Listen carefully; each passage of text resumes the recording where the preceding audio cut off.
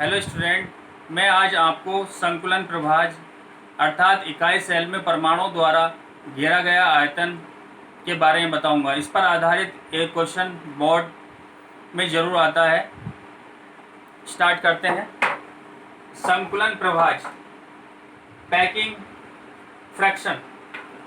संकुलन प्रभाज बराबर इकाई सेल में परमाणुओं द्वारा घेरा गया आयतन बटे इकाई सेल का कुल आयतन संकुलन प्रभाज कहलाता है। इकाई सेल तीन प्रकार की होती हैं: सरल घन, काय केंद्रित घन और फलक केंद्रित घन। सबसे पहले सरल घनीय इकाई सेल के लिए संकुलन प्रभाज। सरल घनीय इकाई सेल में कण अर्थात परमाणु घन के कोनों पर होते हैं, जिसकी संरचना निम्न प्रकार है। संरचना इकाई सेल किस प्रकार से है?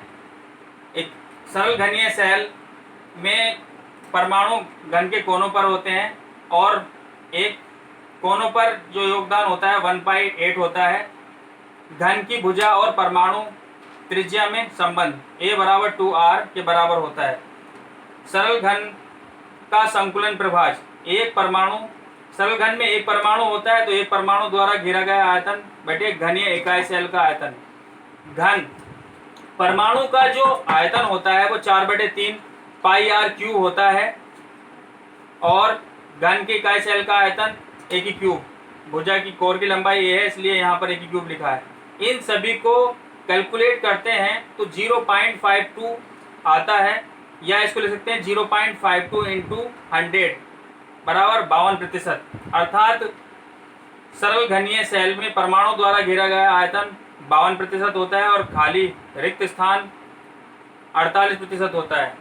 काय केंद्रित घनीय इकाई सेल के लिए संकुलन प्रभाज की बात करें तो यह संरचना बनी हुई है काय केंद्रित घन की।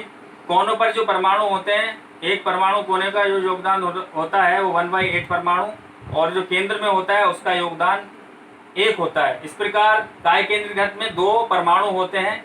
A और R में जो संबंध होता है वो 4/√3 r के बराबर होता है।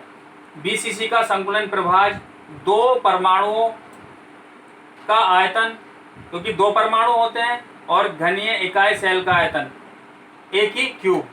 इस सभी को कैलकुलेट करते हैं तो मान कितना आता है? 0.68 या 0.68 × 100 68%। इस प्रकार काय केंद्रित घनीय इकाई सेल में परमाणु द्वारा घेरा गया आयतन 68% होता है और रिक्त भाग 32% होता है। इसी प्रकार से फलक केंद्रित इकाई सेल के लिए संकुलन प्रभाज FCC की संरचना इस प्रकार से होती है।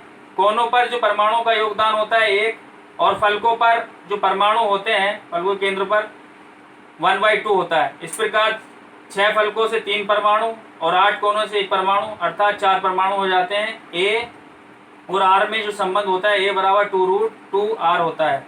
FCC का संकुलन प्रभाज 4 परमाणुओं का आयतन बटे घनीय इकाई सेल का आयतन।